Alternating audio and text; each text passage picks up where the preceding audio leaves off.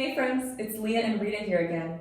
As you guys already know, we are licensed to sell in the state of Illinois, and our goal is to educate clients when it comes to decisions regarding real estate. As you guys may have already seen in our previous videos, we created our first Quick Tip Tuesday video about open houses. Then we transitioned to the home buying process, and then we brought a special guest, Sergio, the lender, to answer a few questions that we may have been asked that were pretty common actually. And we want you guys to stay tuned today because we will be talking about one of the most exciting parts of the whole entire process, which is, of course, finding a home and actually putting in an offer. Yeah, that's absolutely right.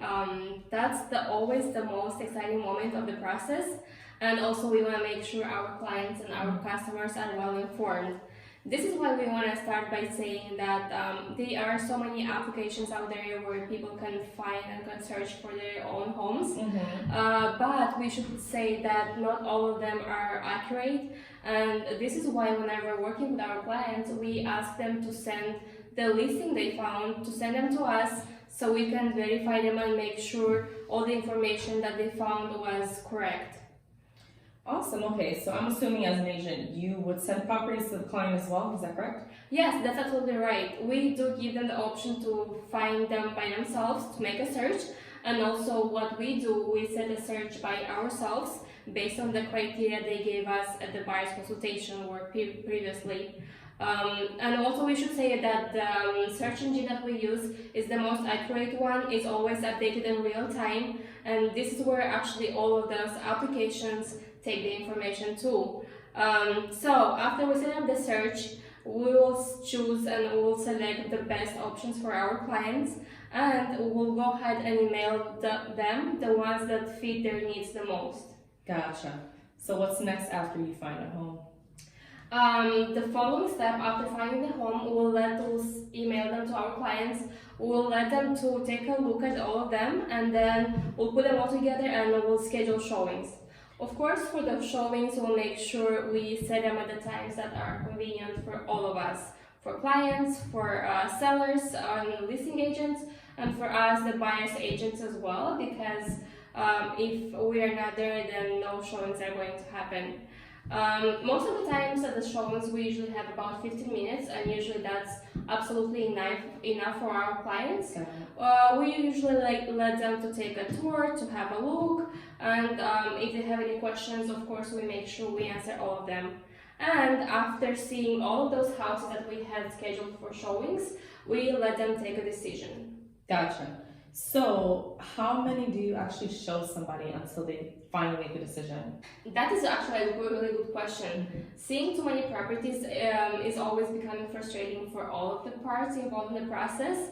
This is why we want our clients and customers to understand that there is no such a thing as a perfect house unless they build it themselves. And even in that case, we don't guarantee.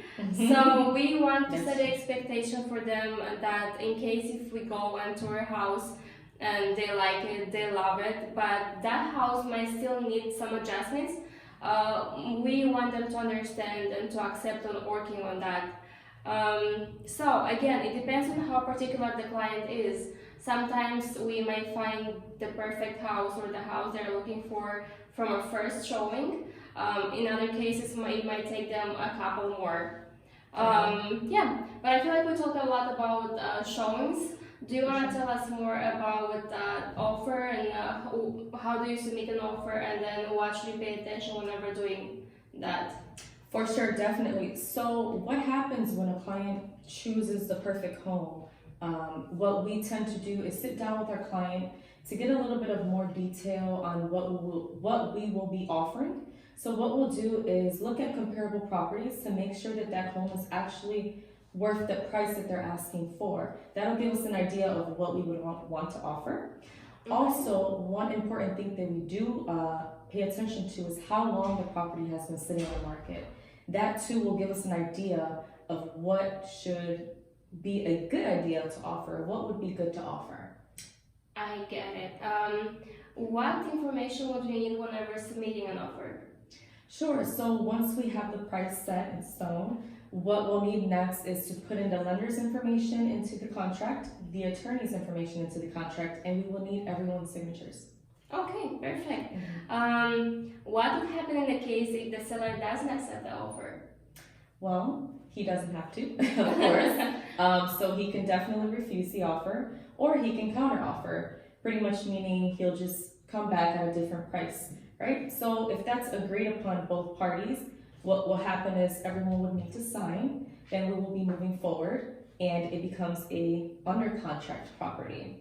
I see. And that's something that we will be speaking a little bit more on our next Quick Tip Tuesday.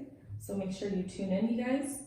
We will get a lot more details. I will see you guys in our next Quick Tip Tuesday. Until then, stay safe, stay warm, and Happy Thanksgiving, you guys. Happy holidays. Stay blessed. We love you.